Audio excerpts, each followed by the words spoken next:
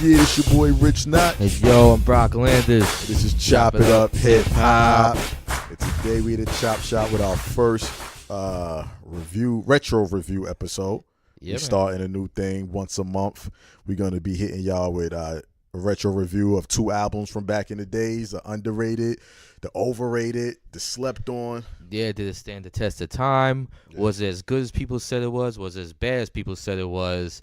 We're bringing, albums back, not the most popular ones, but, Yeah, not the most popular ones. But, one that probably had some controversy or whatever, slept on, whatever the case is. A lot of buzz around it. Yeah. Well, not enough buzz around story. it. Exactly, a story behind it.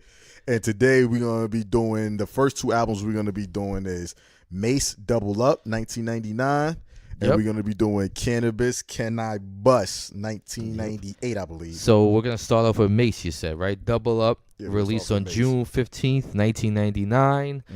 A lot of stuff surrounding this album. He announced he's retiring before the album was released. Yeah. Then you had the whole sophomore jinx because the first album was so successful. I think it went like 4 or 5 times platinum. Yeah, it's very successful. So very popular. People were wanting this new album really bad, but a lot of people got thrown off saying when he announced he's retiring, this is going to be his last joint.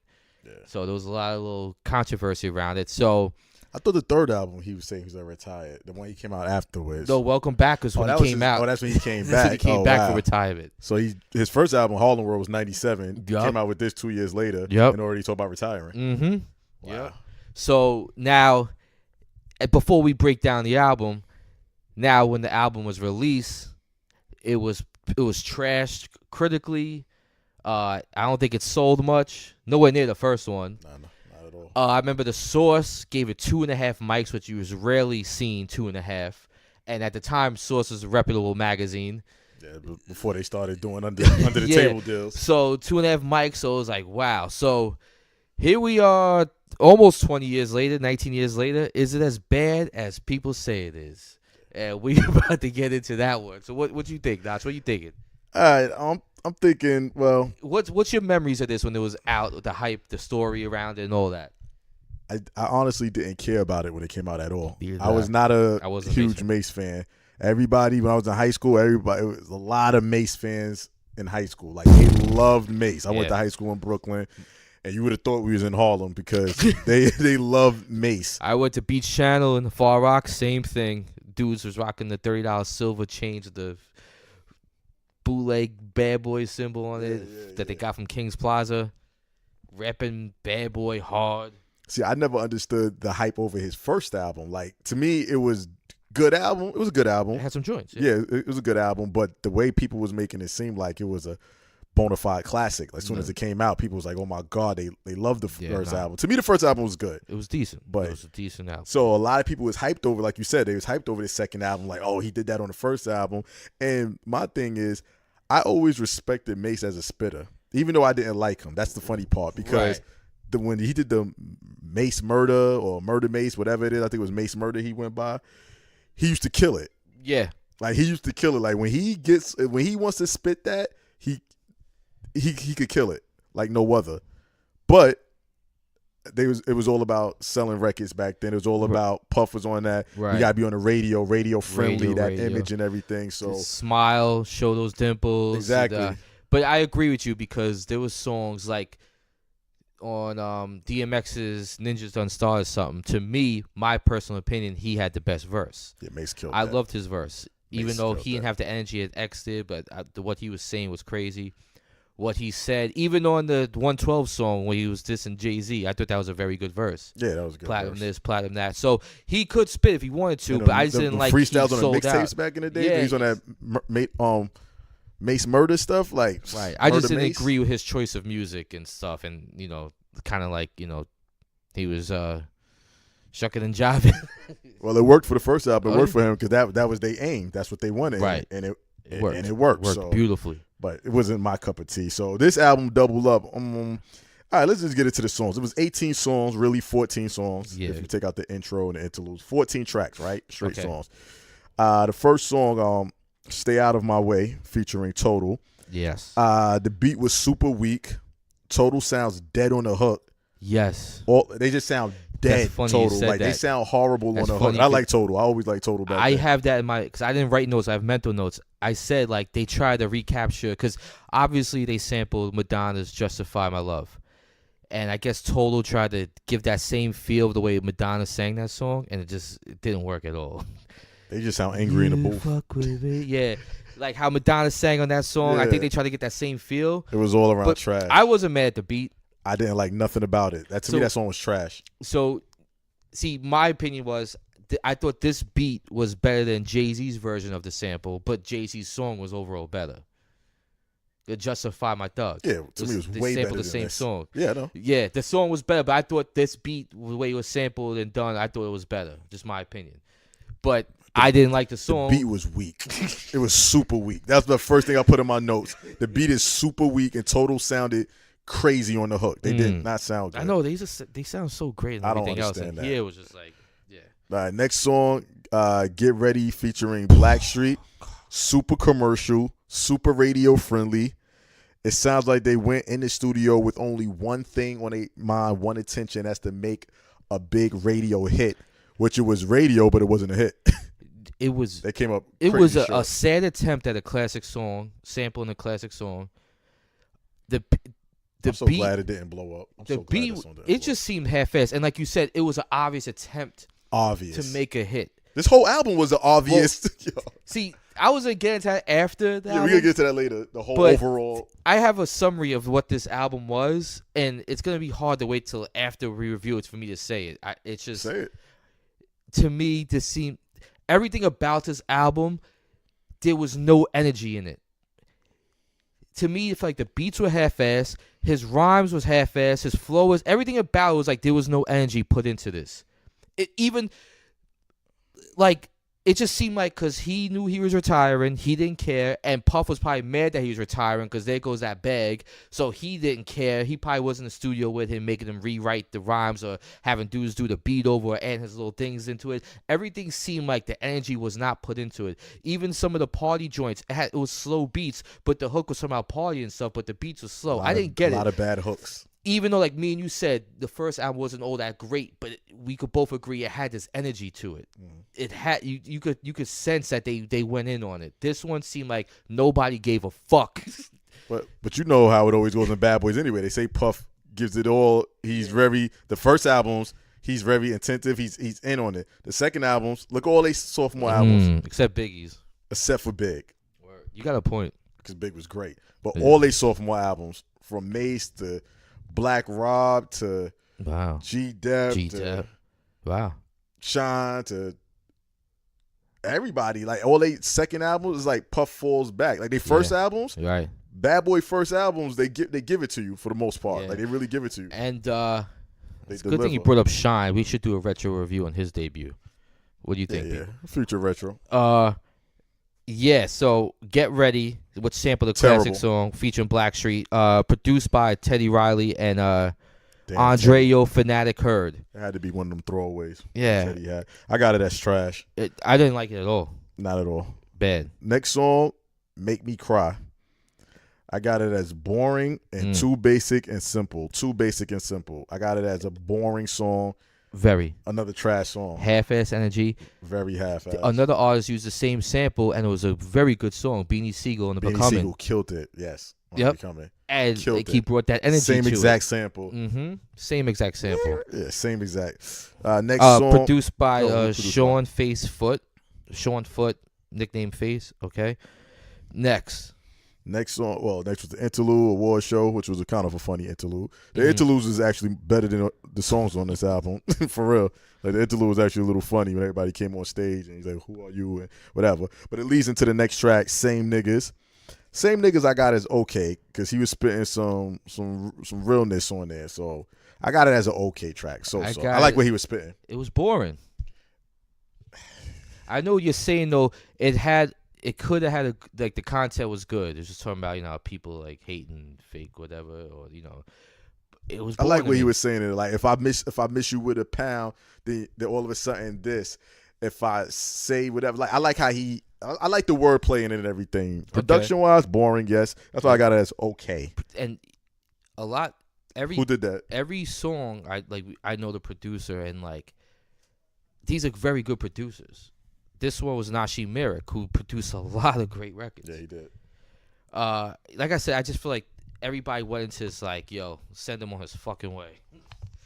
Nashi Merrick. So additional vocals by Carl Thomas. Yep, and that's it. I got it as boring. I got it as okay. Next song, No Matter What, super duper trash. All around trash. The beat, the hook, the flow, the bars. It's straight terrible, that song. I got it as. Is that the one? No Matter What. Boom, boom. It's terrible. I forgot it's a lot of bad stuff on it, but that's the notes I put. Super duper trash. No, I got it as trash. Prestige Vanderpool was the producer. Pretty much every song is like additional stuff by Mario Winans. He has his handprints all over this. Yeah, no, not a good song. Yeah, not a good song at all. The next song, If You Want to Party. This is what I'm talking about. Watered down bubblegum pop rap. Super duper trash. Okay, by the title and the hook, but the beat's mad slow. Yeah, if you want to party. If you want to party. They tried to use it from the reggae thing. It was terrible. It was slow. It was a horrible attempt to mix a classic reggae song and put it on the hook with that beat. Terrible. Yeah, Prestige Vanderpool. Terrible. With additional Chucky Thompson on it. Yeah, no. Awful. Next interlude, Jail Visit. Next joint, F Me, F You, featuring My Song. I got it as trash. Okay. Should have had a different beat. I didn't like the beat, but I like. Yeah, I didn't like it at all. Wordplay. I got it as okay. Next joint, D Dot did it. D Dot, rapper. Okay. Additional Mario Winans. Yeah. Next joint, Do It Again, featuring Puff. Sounds like an 80s pop song that wasn't good. It sounds like a bad 80s pop song, but it got like that 80s pop feel, but it sounds bad. Not one of the good ones. And I'm surprised Puff featured on this one. Like, terrible hook. It is not single worthy. I mean, if Puff joins something, it's gonna be a single. It's weak. This is so weak. I think all around. I don't even think they was trying to get rid of him. I think Mase. Nobody cared about this album. That's what I'm saying. Like, I think they just was like, we're gonna. Did it go? It went platinum. I think it went gold. I mean, I think it went platinum because in the 90s, it was easy to go platinum. Yeah. Especially once you make a big and you down with the bad boy machine. Yeah, he could have went platinum just off of who he was. I think he went platinum. So, yeah, they definitely I don't know, disrespected the fans all the way. Cause I don't think nobody cared about putting no effort into this album. Because when I was in high school and this came out, all the Mase fans were quiet when this shit dropped. They wouldn't even try to lie about it. They were just quiet. They act like it never happened. Yeah. Yo. The next song, Do It Again, featuring Puff. Oh, wait. Oh, no. I just said that one. The next one was Another Story to Tell. And when you see the title, you think he might attempt to get on some Biggie flow as Big did, and I Got a Story to Tell, but he doesn't even come close. Terrible. And it's like only over 2 minutes long, right? It's under 3. The story is terrible. When you talk about the girl, like, oh my God. This is trash. And this is what really bothers me because I'm a big fan of this producer. Produced by Buck Wild. Oh, where he produced that? Yeah. Wow. I just feel like here's my throwaway. I think they told all of them they didn't even want to waste money with producers. So they told everybody, listen, your bottom of the bottom shelf beats and production, just give it to us. Yeah. Let's just put something out and get it over with. Get this punk ass. What he had? What, 2 videos? I don't think. No, he only had one. Didn't care. I think he only had one for the Get Ready, right? Yeah. No, to Get Ready, he had a video for. But if he had 2, I did not know about it because. Yeah. Like I said, I don't think Mase even cared. I think Mase was in together. They was like, yo, let's just finish this up. Yeah, like I said, the energy was not. All right, next song, Blood is Thicker, another terrible beat.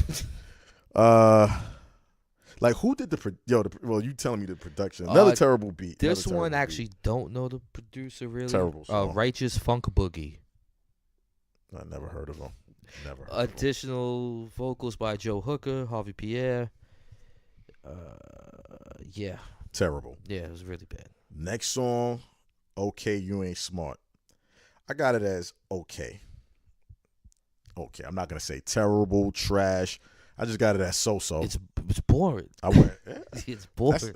That's. I mean, either you're gonna get to me on this album is 98% is trash, and then the other percentage is so okay, boring. Right. But like 98, 97% is trash. But I got it as okay. Well, you can say that. All right, Not terrible. Nashim Merrick on the beat. Yeah. The next joint, All I Ever Wanted, weak. Ooh. Got it as trash, super weak. Mm-hmm. The next joint, Mad Rapper Interlude, better than all the songs. I tell you, the interludes are the best things. That's the standout tracks, the interludes. Sad.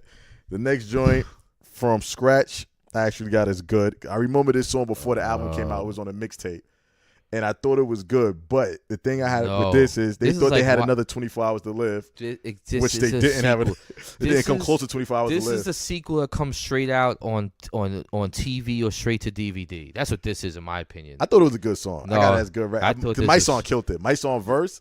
I thought this was trash. Featuring Harlem World, Shine.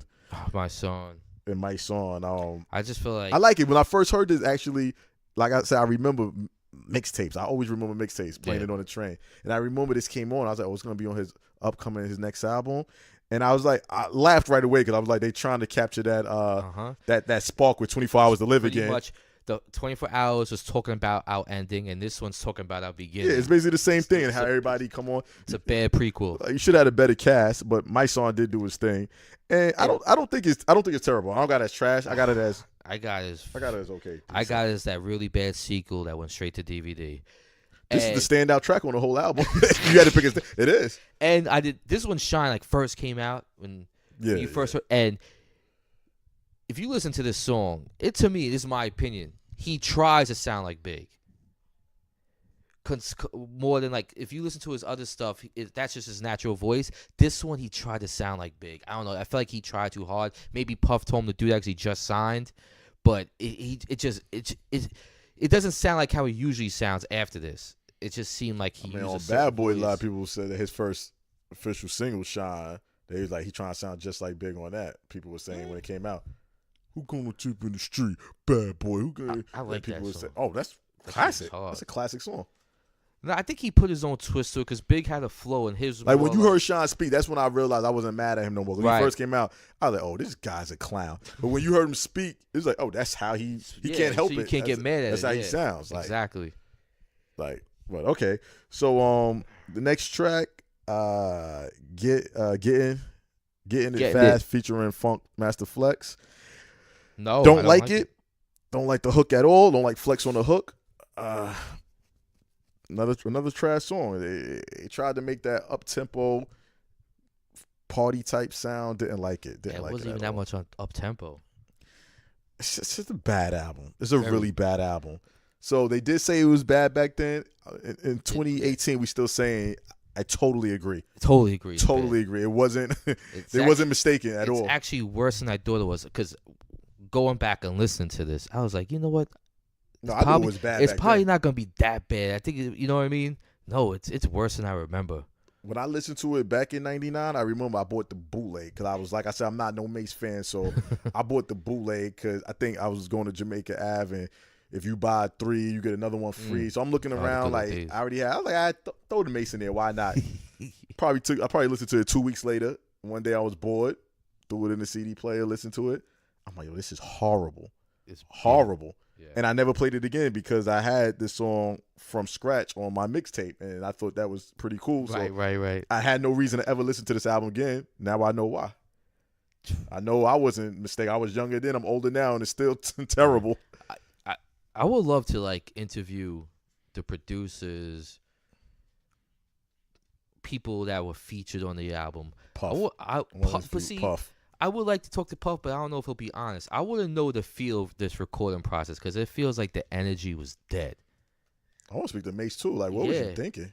Like, are they gonna back it up, or they're gonna be like, yeah, whatever? I never heard Mase rep the album, like rep it afterwards. Like he always talked about his first. I never heard him be like, even when he came back with that whole beef with Cam, like he never been like, yo, I dropped this album, I dropped Double Up, and it went platinum. Like even if it went platinum, but he never even bigged it up. Right. I think he knows. And the third one was definitely the Welcome Back. He went platinum just based off the fans. Off of Bad Boy, the fans. Yeah, just Mase fans. I believe he went platinum. I definitely believe he went platinum. You know what's bugged out? When this album came out, the single "Get Ready," I don't remember Hot 97 playing it. Me either. and which is weird because they always like artists like him, they'll play it regardless if it's good or not.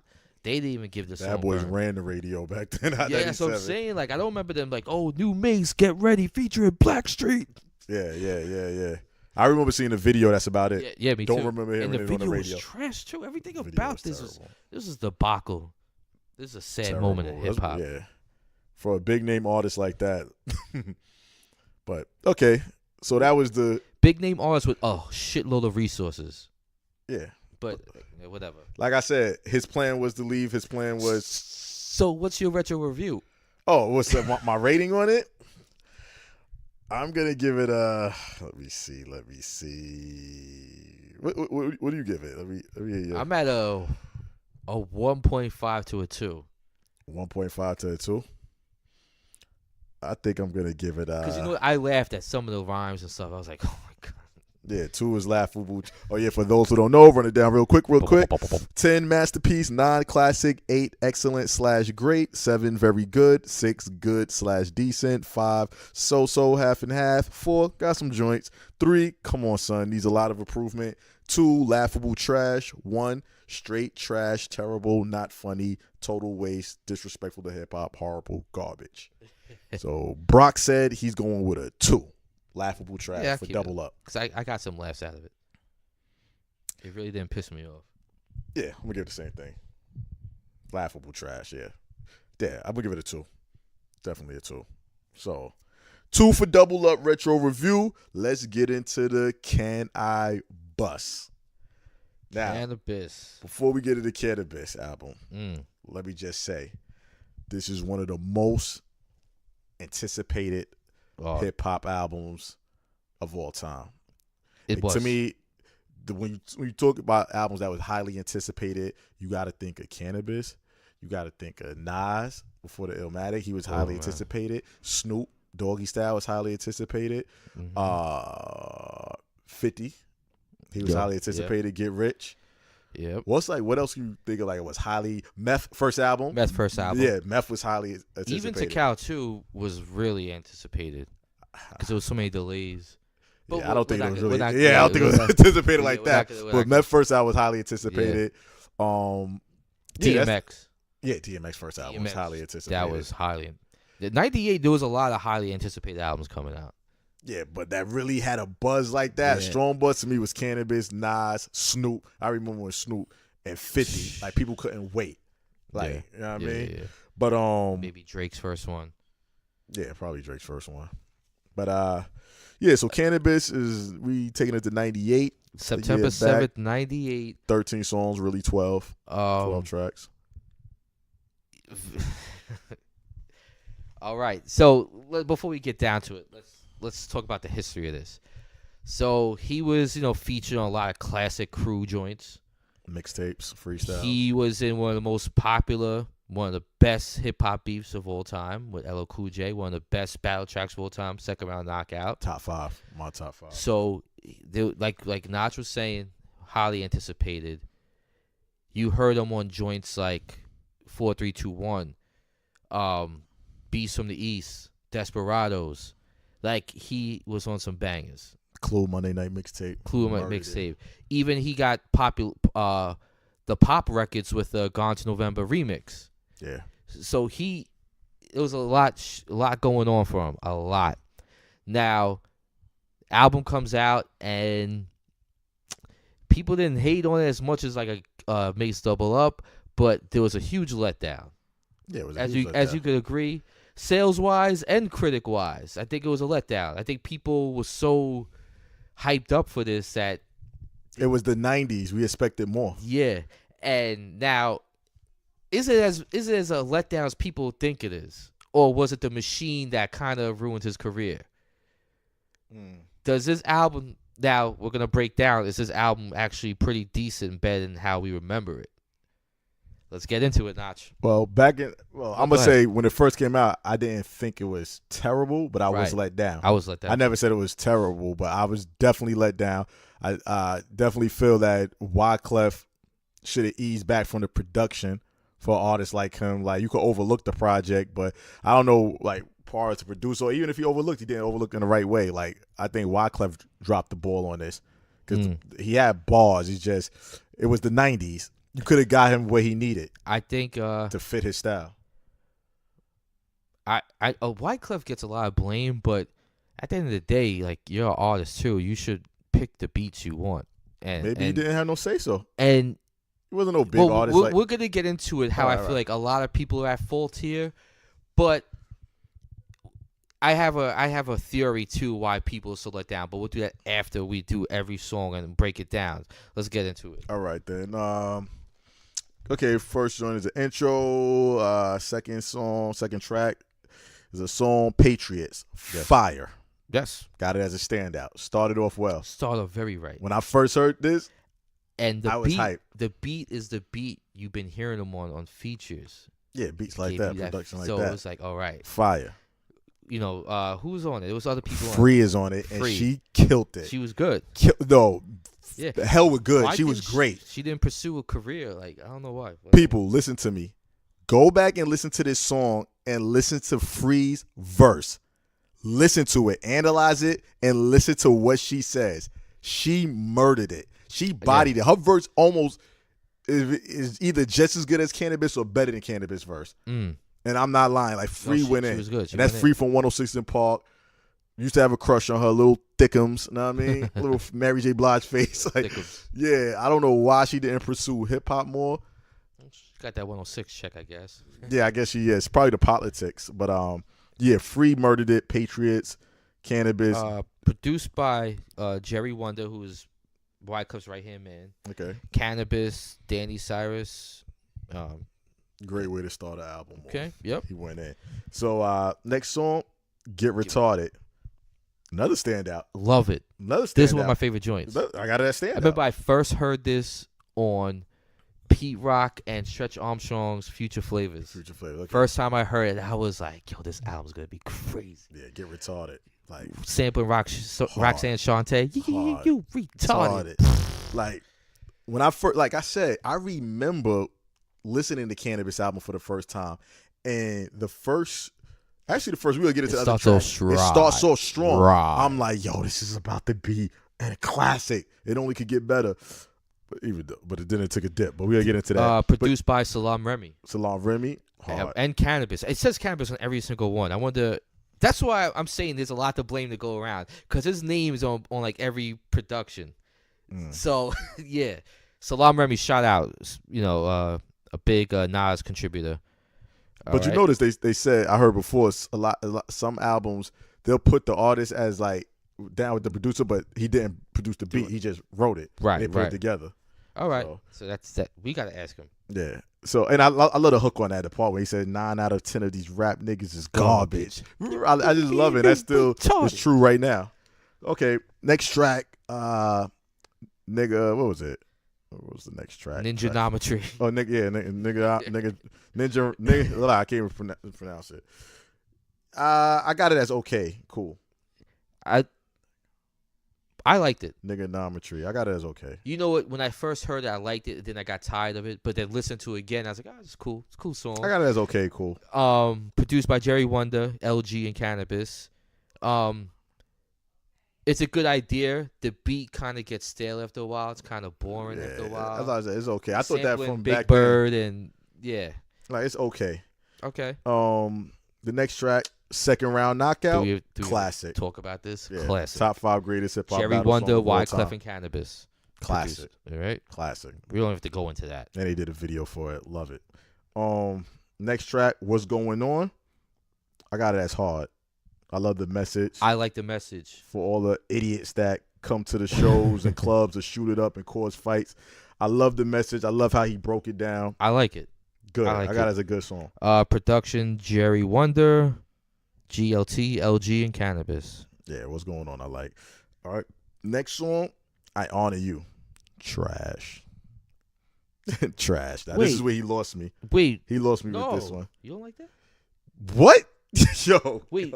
Is this the one where... This the one, I put it sounds like a city high sounding throwaway track. I like this song. First when of he's all, talking like he's a sperm. And he's talking about his mother, yeah, but... I like it. I fucks with it. No, it's terrible. And I'm going to say why it's terrible. The nigga voice the production does not fit his voice. He sounds angry. He sounds like he's battling when he's talking about something beautiful. His mother, like, if you never had me, mom, I love you. Like, it sounds terrible. Yo, that is true. I remember when that first came out, me and my cousin was cracking up. Like, how do you sound angry? When I'm in the mood with it. When I came out, you was there and you hold me tight and I still got love for you. I'll do anything for you, ma. I'm like, what? What? Yo, good. Yeah, never thought of that. it sounded like you about the terrible. Like, how did Clef? I like the hook though. I like the girl singing. No, it sounded like City High. It sounded like a City High song. Like, Clef, you had that ready for City High. You gave it to Canibus. This is a hit. Claudette, what's her name? Claudette Ortiz. Yeah. Yo, Clef, get out of here, man. Now, I'm willing to put my life on it that was a City High throwaway. probably. See now, Who produced it? City High? Go to the production. Who produced it? Jerry Wonder, Canibus, and Wyclef. Now, I want to go back to Ninjanometry. Yeah. He had a video for that. It was horrible. He had a video for this. Horrible. You had a huge buzz going. You got Wyclef backing you. And all the videos for this album was straight low-budget trash. Except Second Round Knockout was actually good. But that came out way before the album was even a thought. Yeah. I'm telling you, there was so many ways this album failed. But let's go. All right, so you thought I Honor You was terrible. trash. He's telling his mother, I honor you, and he sounds angry like he's battling. I terrible. get what you say that. And it sounds like, hold on. I got to let's Brock, keep going. speak to me. Let's Real keep quick. How do you like that song? It sounds like a commercial. I'm ashamed of you right now. It sounds like. I have a soft side sometimes, you know? For Canibus, that wasn't supposed to be on the album. I like the hook. It sounds it's like a good message. But now I'm never gonna listen to the song and say because you talk about how angry he sounds. Such did you listen to it back then? Beat. Yeah, I did. You did? I did. I was like, all right. Oh my goodness. I like the hook, but if it was a City High song, okay, I got you. Or a Lauryn Hill song. But now I'm never gonna listen to the song again. The same again. Thanks a lot. All right. The next song, Hypenitis. I got it as trash. Fake vapors. Too soft sounding for him to be. Yo, his voice and flow does not fit it at all. The song started good. Hypenitis. So to me, it started with a good feel, and I'm like, all right, it sounds like it's gonna be something good, and then it just stays dull. After the Hypenitis, it had a good groove. Where did they sample that from? It went nowhere. I have no idea. That's from a song that. Yeah. First of all, he took the whole vapors idea, and he didn't do a good job with it. No, it was he didn't a fail. do a good job at all. That was a failure. I got it as trash. Produced Jerry Wonder, Canibus, and Joe Cervillis. Like, yeah, I don't know what they was thinking. Next song, How We Roll, hard. This was on the B side of Second Round Knockout. It was on a mixtape too. Yeah. So produced by DJ Clark Kent. Shout out to Clark Kent. Yeah. This beat was sampled multiple times and it never gets boring. I got it as a standout. A few people. Jay-Z sampled it for What More Can I Say. I think Frankie Cutlass sampled it before when he had that crew song. Yeah. This one, that beat just never g's old to me. I love that. Yeah, definitely stand out. It was side B because I had the single for Second Round Knockout. And this was the side B. More lines in the what do you say? More lines in the zebra. From Bible quoted Jesus. More lines the horde of zebras or something like that. So, Canibus was sick on that. Can't fuck with the Canibus sativa. Yeah. Next song got Channel Zero. No. I got it as okay. I didn't like it. The only part I like it, that was Mr. Cheeks on the hook, right? Tune in to Channel Zero. Was that Mr. Cheeks? No. I got a fun fact here. As I said, Lost Boys already did a song called Channel Zero on their first album. That's why that came out 3 years earlier, and their version was way better. Nothing about this is good. Producer Canibus and DJ Clark Kent. I thought it was okay. I didn't like it. I like the part he said, you need to fear science, not Satan. That was just to me, that was hard. He was breaking down the whole science, but I got it as okay. Next track, Let's Ride, trash. This smoothed out sound does not fit him. Bad. No, this was bad. This was bad. Very bad. This was bad. That's why the ones that are really bad are really, you can't be having all that buzz around you and have, I got at least 1, 2, 3, 4. I got 4 joints that are really bad to me. Really bad. Production by a kid called Roots, Jerry Wonder, and Canibus. Terrible song. Terrible. Next song, Standout. Classic. It's my favorite. Buckingham Palace. Hard Standout. I first heard this on a Clue mixtape. Yeah. I heard it on a Clue. What's it, Clue for President? Yes. Or You Can't Impeach the President? Yes, it was Clue for President. President. Yeah, it was something with President. I had it on there too. Yep. He said, "Me without lyrics is like a porn flick without sex." Illmatic. My lyrical skills are Jurassic. My favorite part though is the third verse when he goes, "A little bit of weed and some Hennessy got me ready to set it with kinetic energy. Yeah. See, I need much more energy than my enemies if I want to make more bills and Bellamy. So I could be on MTV with women constantly telling me I resemble Billy D." Oh, keep going. Yo, he went in on that verse. Yeah. Oh my God. Every verse he went in. This is my Buckingham favorite Palace. Yeah, that's my favorite. Yeah, definitely my favorite song. The beat, the it's on a scale 1 to 10. I'm 25. Yo, he killed it. Like, he killed it. Produced by Wyclef, Jerry Wonder, Canibus. Okay, that definitely stand out. Next track, Rip Rock, terrible. Sounds like a throwaway Clef song. It sounds like a song Wyclef would do himself. It sounds like not even a throwaway Clef song. It sounds like a throwaway Run DMC song. And then Clef no had disrespect, it. Run DMC. No, like and then when Run DMC did it, it worked. Yeah. A lot of people try to mix rock and rap, and it doesn't work at all. It's terrible. Besides Run DMC, I'm trying to think. BC Boys did it, but they were white, so that's why they know how to work it well. Yeah. Who else?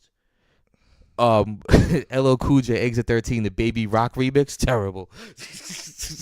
Terrible. Yeah, no, this is probably my least favorite song here. There's a couple of ones I hated. Yeah, Let's Ride. Yeah, Let's Ride, Rip Rock, and see, I Honor You. I'm not gonna say I got it as terrible, but yeah, the biggest songs that. Well, the songs that really upset me on here was Rip Rock and Let's Ride. Yeah. Without a doubt. But Hype-Nitis. It bothered me. Yeah, I didn't like Hype-Nitis. Saw strong and then just went, what? Yeah. Well, that's Canibus. So now, yeah. Here we are 20 years later. Uh-huh. Now, he will be forever looked at as a bust. Especially because of this album. He was a bust. Forever. Mm-hmm. Huge letdown. Isn't it that bad as people think it is? I'm saying no. I'm saying yes. I'm saying no. People was acting like it was. Well, some people was acting like it was horrible, but then I heard a lot of people say they just was disappointed. Was it a disappointment? Yes. Yes. Without a doubt. I got 6 standout tracks, which is pretty good out of 12. Which is great. It was really good. Yeah, but for Canibus and in the 90s era when people were still dropping a lot of great albums, because even though I got 6 standouts, I got 4 trash. Yeah. And then the other ones are just good, okay. Like, so it's like, here's my thought. Here's why I think a lot of people were really thrown off with this album. Why? Mm-hmm. If you, before this album came out, if you heard his features, if you heard the songs, he was rapping on a certain type of beats. Mm-hmm. Hard New York street beats, right? And he was spitting some crazy stuff. So people thought they were going to get a whole album of that. Then you pop it in. Outside of Buckingham Palace, Patriots, and Second Round Knockout, it wasn't that feel. Like, I Honor You, Let's Ride. Actually, and How We Roll had that New York feel. Yeah, How We Roll had that. And his subject matter, like Ninjanometry, like what? You know, like you're kind of like, what is this? You try to get too encyclopedia. And you know, now that you brought I On You to my attention, now I can see what you're saying. Patriots had that feel. Like I feel like Get Retarded kind of had that feel. And so people were expecting a certain sound, and they didn't get that for the whole album. They only got that for like maybe half of it or less than half. And also, when you stop listening to this album, it's like,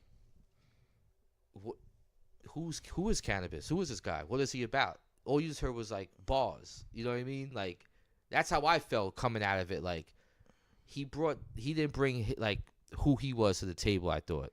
like everybody else did in '98. People, you know what I mean? X, Cam, they all bought. Yeah. Listen, if you're not gonna bring something about yourself, you better make up for it with the beats and lyrics, which I think like a Big Pun did with his album the same year. You don't know anything personal about him, but he made up with the lyrics were that crazy and the beats were that crazy and the hooks were that crazy. So you didn't need to know who he was. He made up for it in other ways. Canibus didn't make up for it. He fell short on a lot of shit on here. You know what they should have did for Canibus that would have saved him is have the first album. DJ Scratch should have produced a lot of stuff. Imagine hearing Canibus over them Buster type beats. Yeah. Well, what I don't get is this: all the people you collaborated with before the album, why didn't you have them do a beat? You were on 42-1. Why didn't you get Eric Sermon beat? You were on Desperado. Why didn't you get Trackmasters to do a beat? You know what I mean? I could keep going. Like, why did you have those guys do a beat so your audience, the people that fell in love with you from those verses, could be like a little more familiar? You know what I mean, with a certain sound. He was on Fantastic Four too, right? That was before or after the Canibus album. That was on the Clue. That album came out in '98 too. It was Fantastic after Four. He killed. Because I remember that Clue joint came out. It was more in the winter, when Canibus was like right after the summer. It was actually like early September. He killed that Fantastic Four. Yeah, that's what I just feel like people weren't expecting like the certain songs on there. Like, what the hell is this? I don't think it was a terrible album. I just think I was disappointed. I was too. It's and what bothered me was, you had pretty much Jerry One to do almost all the beats. What bothered me is he didn't make up for it either. Yeah, he did. He never came back like, I'm not messing with Clef now. Now I'm gonna prove, which I thought was gonna happen. He did say in the second album, like, I'm not messing with Clef, but he didn't prove nothing. Exactly. So that's why I thought the second album was gonna be crazy. Yeah, like you can't. So I said I think the blame goes around to Clef, to him, his choice of songs to make, his choice of beats. The videos were horrible. The videos were just, everything about this was just like done wrong. I don't know who was in control of this project if outside of Clef. I remember you made a statement before we even thought about doing a retro review segment. You made a statement a while ago, and you was like, I think you was listening to it randomly on a train. You threw on Canibus, and you was like, oh, not for nothing. If you compare it to the stuff today, it actually, but that's not saying much. Not saying much. But I do feel like if it came out today, it would be like the Kendricks and the Cole fans would accept this more. I think they would. Because they like that dull, boring, like the Let's Ride and the Hype-Nitis. They will love that shit. I think it would be accepted more. And we both can't front. He's a lyrical dude, so this would be mind-blowing to them. Yeah, he's a lyrical dude. This would be mind-blowing. I think one of his flaws is, though, his voice. Yeah. It works. His voice only works on certain, like DMX had that voice, right? But DMX, you could throw on the girl joint, what type of games are being played and how's it going down. And X finessed it. He killed it. Then you could throw him with Get At Me, Dog, or any one of them songs. Canibus, you can't do that. Yeah, he doesn't know how to. He's pretty much angry on everything.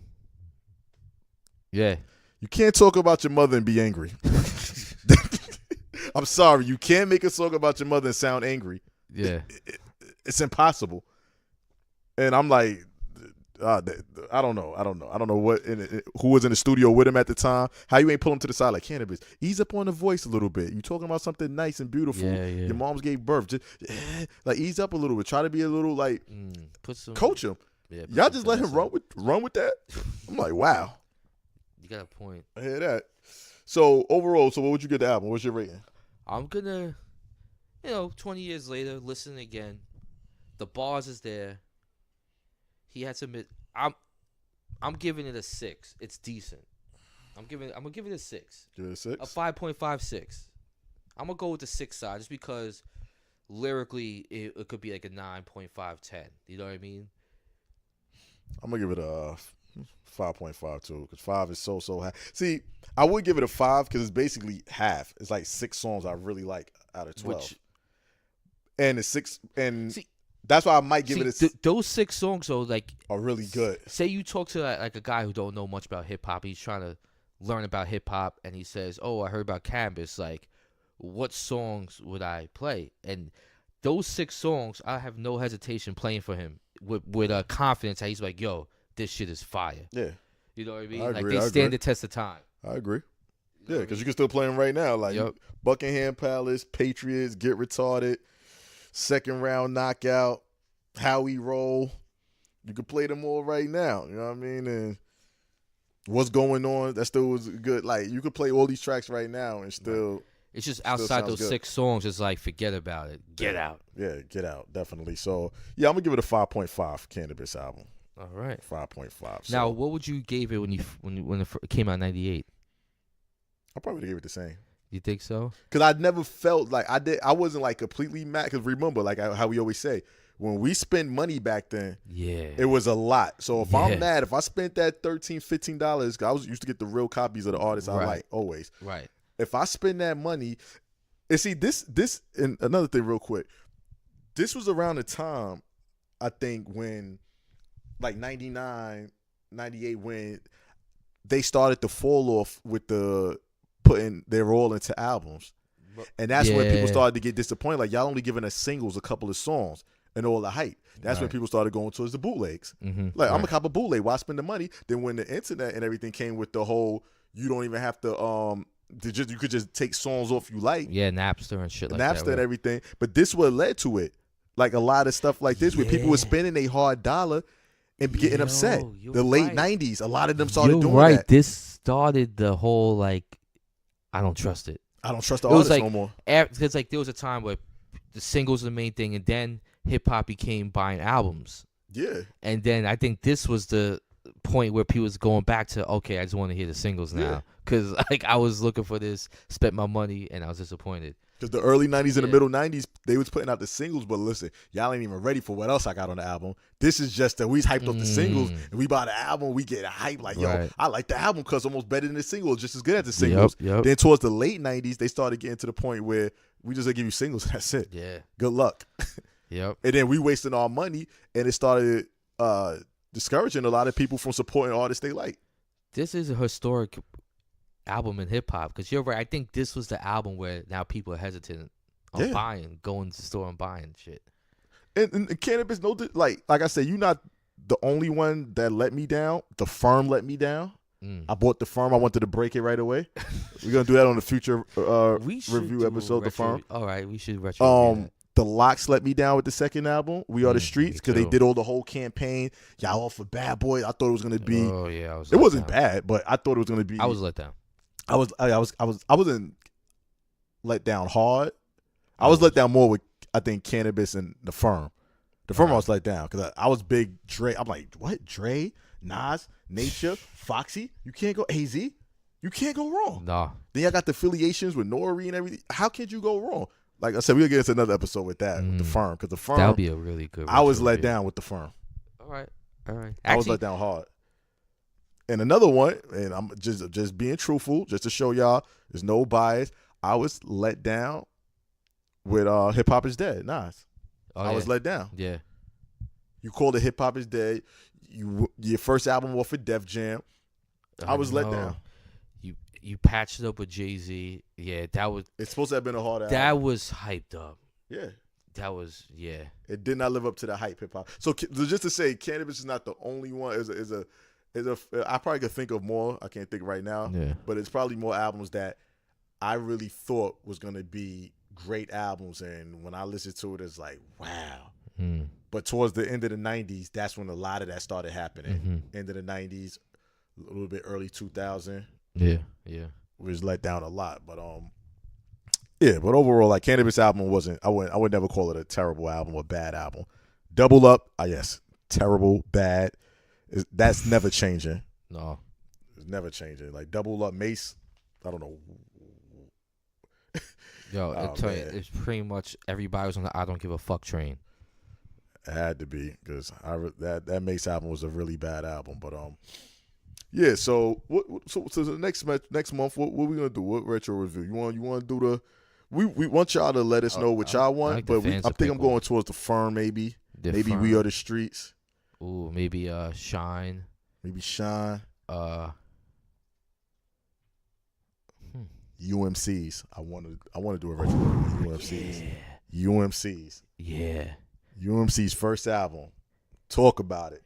Let's talk about it. You know what? I want to talk about an album dropped in '96. I want to do Foxy's Il Nana, because you know what? There's a misconception of people thinking like that was such a hot classic album and that's her best. It's not a classic. No, not her best. I know, but that's like if you ask anybody, they'll be like, "Oh, best one's Il Nana, no question." I'm like, no. Real hip hop heads know what her best album is. Il Nana wasn't that good to me. Exactly. I'm about to say, even if the album that we feel is her best, even if that never came out, Il Nana is still not a classic. Yeah. Il Nana's not a classic. No, I'm sorry. It had those classic hits. It had songs on it. It was a good album. It was decent. It couldn't. Broken Silence to me was way better. We gotta get into that later. That's a whole other episode. Yeah, like, we got to get into that. Yeah, there's a couple of Camp Low. I want to break down the ones that got slept on, and the ones had that like a controversy around overrated. Yeah. DMX, Flesh of My Flesh. I got a lot to say about that. I got a lot to say. I got a lot to say about Flesh of My Flesh. To me, that's a letdown. I was in high school and people was acting like that was the best thing since sliced bread. You know what's funny? I was a huge X fan, and even me, when they announced the second album, I'm like, he just dropped his first one, and I'm like, I don't know about this. Something's not right. This is too fast to come out another album. Well, everybody else was so hyped. I'm like, no, something's not right. I was like, this is too fast. We gotta get into that. And when we'll get into that. Yeah. Let's not get into that. One more letdown. First album, Cam. First album, Confessions of Fire. Under Fire. Confessions of Fire. To me, I thought it was gonna be better than what it was. But he redeemed himself with the second album. Yes. Well, SDE. He redeemed himself. It wasn't let down to me because I wasn't a fan of him at the time. I was from the mixtapes. I like Cam. I wasn't really big on him. I liked Cam. And I didn't become a fan until the second album. Oh, the second album was hard. Yeah. The second album was hard. I became a fan. But all right. Let's So let them know where they could check us. Yeah, man. Look out for our Patreon page. We will let you know when that is up. Like I said. Pledge $5, $10. We'll give you a shout out. Maybe send you some stickers. Give us a top 5 you want us to do, or give us a retro review you want to do, and we'll pick it. We'll shout you out, and we'll do it. Anything you want us to talk about? We got the merchandise coming with it. Yeah. Listen to our show. iTunes, Spotify, Podbean, Google Play, Stitcher, TuneIn Radio, YouTube. What else, Notch? Did I forget any of them? Arts and Rhymes app. Arts and Rhymes app. That's about it. What's your IG? You can hit me up on Rich_Notch. That's Rich_Notch. My IG is ChopItUp_Brock, BROCK. Twitter is at ChopItUpHipHop. Tweet us. Let us know what you think. Let us know what y'all thought about these albums too. Double Up. Yeah, give us your 1 to 10 rating and why. On a 1 to 10, what do y'all feel about these albums? Let us know. All right, cool, man. And what you always say, Notch? Until next time, stay fit and keep it hip hop. Yep. Peace. Peace.